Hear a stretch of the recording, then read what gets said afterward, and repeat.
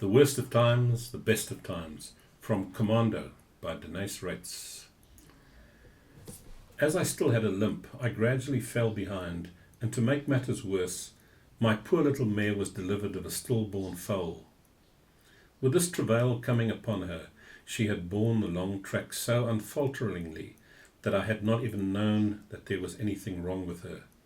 But now her strength was gone. After a while she staggered to her feet, and, as I could not risk remaining in too close proximity to the English camps, whose fires were still visible in the distance, I led her slowly forward. By this time the rest of our men had long since vanished into the darkness, and I had to plod on alone for an hour or two, dragging my horse behind me until she could go no further, when I decided to halt until morning. It was bitterly cold, so cold that early in the evening I'd heard men say that it was the coldest night they had ever known. As I could find no fuel for a fire, I wrapped my blanket around my shoulders and sat with chattering teeth until sunrise.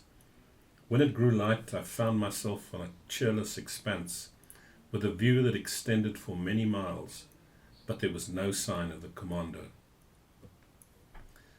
By a distant thorn tree, however, I found 4 of my German friends huddled together against the cold. They said that they had missed me during the night, and knowing that I was crippled, they had generously remained behind to wait for me. After collecting what fuel we could in such barren country, we built a small fire to fry some meat, and then set out on the spoor of the Commando, making slow progress, for my companions' horses were not in very much better condition than my own. By 9 or 10 o'clock in the morning, ominous pillars of dust rising in the rear warned us that the English columns of last night were returning in our direction. The troops were not as yet in sight, but considering the state of our animals, we stood a poor chance of keeping ahead of them once their scouts topped the skyline, so we hurried on as best we could. Just as we were beginning to see an occasional horseman far behind us, we providentially came upon the Harz River. It was more of an earth crack across the plain than a river.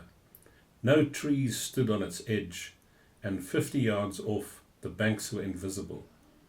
But it was our salvation, for we and our horses were hardly out of sight in the dry bed below, when the troops came swarming towards the river. All went well, however. The English, when they reached the bank, set to digging gradients for their guns and wagons, and although it was hours before they got their transport through, during which time we anxiously peered over the top in fear of discovery, we had the satisfaction, before dark, of seeing the tail of their convoy vanish over the horizon. This was good as far as it went, but the question was how to catch up again with our own people, though the fact of being temporarily cut off was not of vital importance, having regard to the fluid nature of guerrilla warfare, and we were not greatly troubled on that score, our worst anxiety being the state of our horses. The 4 Germans were a mixture. The eldest, Hermann Hasse, was a man of about 45, in looks the typical sausage eater of the English comic papers, but, as I found out, a kindly, good-natured gentleman, a Johannesburg merchant who had been in the field from the beginning. He was the last man one would have suspected of liking for war, as his talk was all of his wife and family, and of the joys of home life. Next came W. Kluwer, a clever, cynical Berlin student, who told me many interesting things of life in the old world. Then there was Polacek, also a Berlin student, who had come out to fight for the Boers as on a crusade.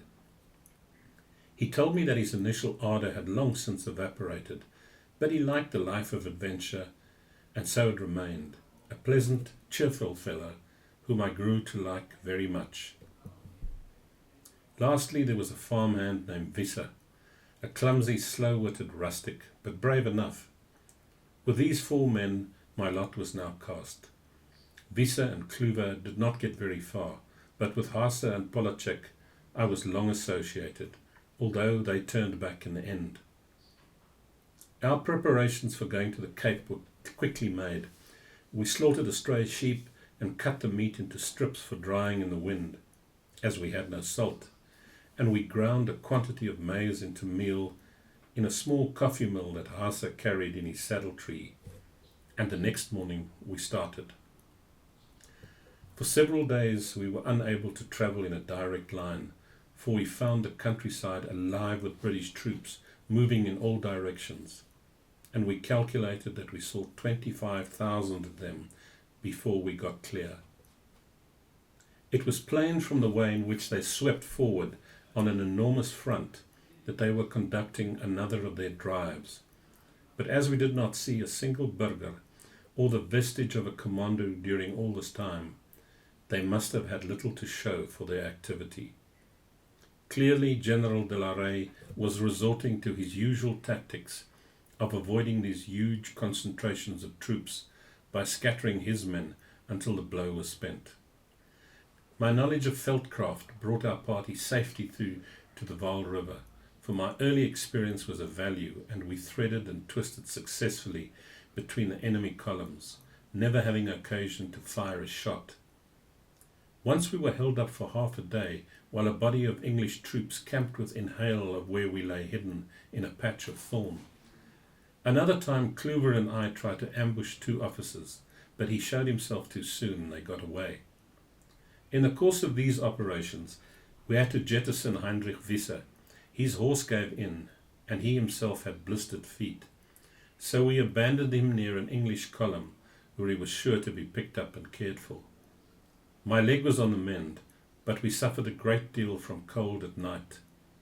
Otherwise, we almost grew to enjoy the excitement of dodging the enemy forces and patrols, and the Germans said it was the best time they had had during the war.